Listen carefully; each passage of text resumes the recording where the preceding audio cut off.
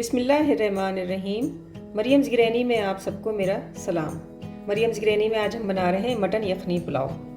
Mutton यखनी पुलाव बनाने के लिए मैंने यहाँ पे गोश्त लिया है आधा किलो के करीब। ये बहुत ही साफ़ सुथरा और बहुत ही शानदार सा गोश्त है और आपको ऐसे ही गोश्त लेना है जिसकी बोटियाँ थोड़ी नरम भी हों। और यहाँ पर मैंने ज़्यादातर बोटियाँ ली हैं, लेकिन चूँकि यखनी बना रहे हैं तो यखनी के लिए हमने एक दो इसमें हड्डी के पीसेस भी शामिल कर लिए हैं, जिसमें बोटी भी शामिल है। तो चलिए अब हम इसको बनाते हैं। इसको बनाने के लिए हम यहाँ पर लेंगे अपना कुकर में हम गोश्त को डाल देंगे। डालने के बाद अब इसमें जो मसाले जाएंगे, यहाँ पर हम लेंगे तेज़पात के 2 बड़े पत्ते। यहाँ पर हम लेंगे 1 टेबल स्पून सफ़ेद धनिया, साबुत धनिया। हम लेंगे 1 टेबल स्पून सौंफ पूरा भर के। 1 टेबल स्पून हम लेंगे सफ़ेद ज़ीरा। थोड़ा सा हम लेंगे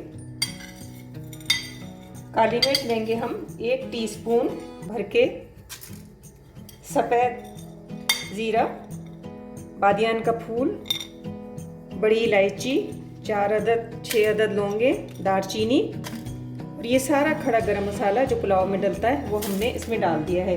यहाँ पे हम डालेंगे इसमें लहसुन की 1 पोती, अदरक का 1 टुकड़ा, प्याज,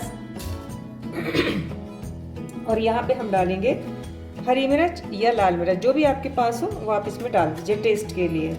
यहाँ पे हम डालेंगे थोड़ा सा नमक हमें डालना है क्योंकि नमक हम डालेंगे बाद में। यखनी जब हम बना लेंगे, चावल डालेंगे तो उस वक्त हम यखनी भी चेक करेंगे। तो यहाँ पे हमने नमक डाल दिया है। अब हम इसमें डालेंगे पानी, और पानी डालने के बाद ये पानी कम है, हम इसमें थोड़ा सा पानी और डालेंगे और इसको ढक्कन लगाकर एक 20 मिनट के लिए हम इसको रख देंगे। हमारा गोश्त जब यखनी तैयार हो जाएगी तो हम इसको उतार लेंगे।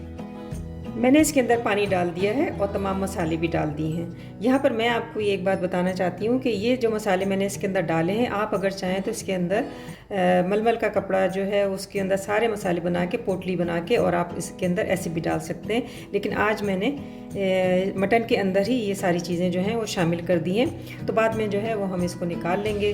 तो अब हम इसमें पानी डाल दिया है हमने, और हम इसे एक 20 मिनट के लिए, 15 से 20 मिनट समझ लीजिए। अच्छा गोश्त है और ये जल्दी गल जाएगा कुकर में, तो हमें इसे 90% हमें इसको गलाना है और उसके बाद फिर हम आगे देखते हैं। अब यहाँ पे हमें कुछ मसाले जो हैं उनको पीसना है। तो उसके लिए हमने लिया है अपना हावन, और इसके अंदर हम डालेंगे लहसुन हम ज़्यादा डालते हैं और ये हमने छिलकों समेत लिया है। और यहाँ पे हमने लिया है अदरक का एक थोड़ा सा आधा पीस, और यहाँ पे हम लेंगे 1/2 टीस्पून के करीब हमने लिया है सौंफ, और हमने लिया है सफ़ेद ज़ीरा। ये चीज़ें हम डाल देंगे इसके अंदर। थोड़ी सी हमने लिए इसमें जावित्री,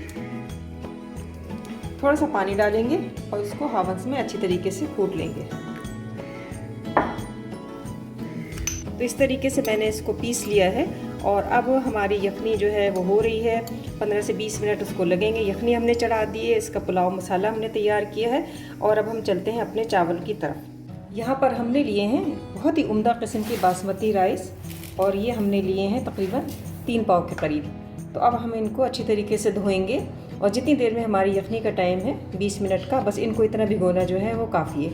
ये बहुत अच्छे से जो है वो हो जाते हैं 20 मिनट में, और बहुत उम्दा खिले खिले ये पकते हैं। तो इनको अब हम धो लेंगे। यहाँ पे यखनी हमारी बहुत अच्छे से तैयार हो चुकी है, और अब हम इसको छान लेते हैं। यखनी को छानने के बाद इसमें से हम बोटियों को अलग कर लेंगे। लेकिन यहाँ पर हम आपको गोश्त दिखा दें, ये गोश्त हमारा तकरीबन 90% के करीब कुक हुआ है, और 10% हम इसको बड़े आराम के साथ गला लेंगे चावलों में अपने।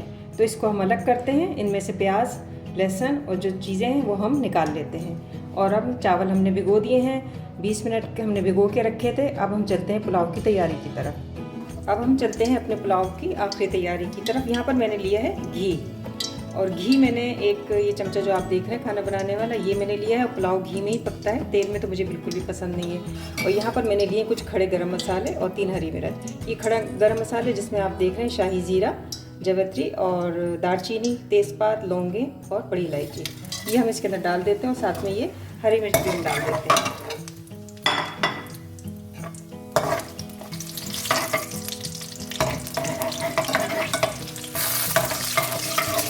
और उसके साथ हमने जो अपने हवन में मसाला पीसा था, लहसुन, अदरक, सौंफ और जावित्री, ये हम इसके अंदर डाल देते हैं।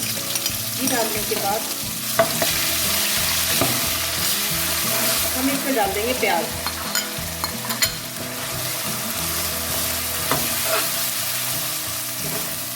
प्याज को हम पकाएंगे लाल होने तक।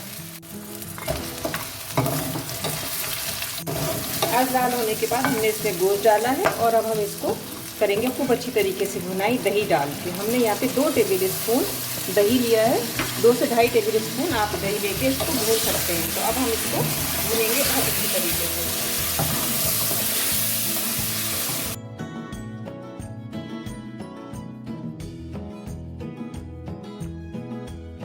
मसाले को हमने बहुत अच्छी तरीके से गोश्त के साथ भून लिया है और गोश्त भी हमारा बहुत अच्छी तरीके से भून गया है। हमारे किचन में इतनी अच्छी सौंफ की और जीरे की और मसालों की खुशबू फैली है कि हमारे लिए बयान करना तो बहुत मुश्किल है। लेकिन यहाँ पे अब हम डालेंगे चावल जो हमने भिगो के रखे थे और इनको हमने छान के पानी इनका निकाल दिया है और ये चावल अब हम इसमें डाल देंगे और साथ में हम डालेंगे यखनी।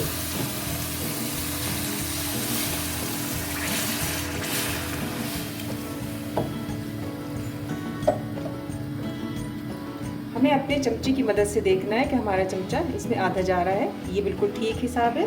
और जो थोड़ी बहुत यखनी अगर बचती है तो उसको आप रहने दीजिए, क्योंकि हमें जो है चावल की खिचड़ी नहीं बनानी ज़्यादा यखनी डाल के, हमें इसको पकाना है। अब यहाँ पे हम चेक करेंगे नमक।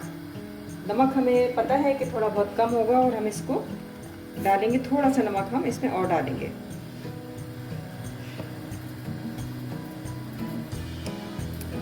अब हम इसको ढक के रखते हैं और जितनी देर में पुलाव तैयार होता है हम तैयार करते हैं इसके साथ खाया जाने वाला सलाद और प्याज और दही का रायता। अब हम अपने पुलाव की लुक देखते हैं, क्या शक्ल है। वाह, देखिए जब पुलाव में पानी जो है वो इस तरीके से खदकने लगे तो यही टाइम है दम का। तो यहाँ पे अब हम इसका लगाएंगे दम और इसको हम करते हैं दूसरे चूल्हे के ऊपर शिफ्ट। यहाँ पे मैंने एक तवे को पहले से प्री हीट करके रखा है और अब मैं अपना जो पुलाव है बर्तन पॉट उसको मैं इसके ऊपर शिफ्ट करती हूँ और जैसे ही ये तैयार होता है हम आपको दिखाते हैं। एक 10 मिनट का दम देने के बाद अब हम इसको देखते हैं आपके सामने। ये आप देखिए इतना शानदार और खिले खिले हमारे ये चावल पक्के हैं।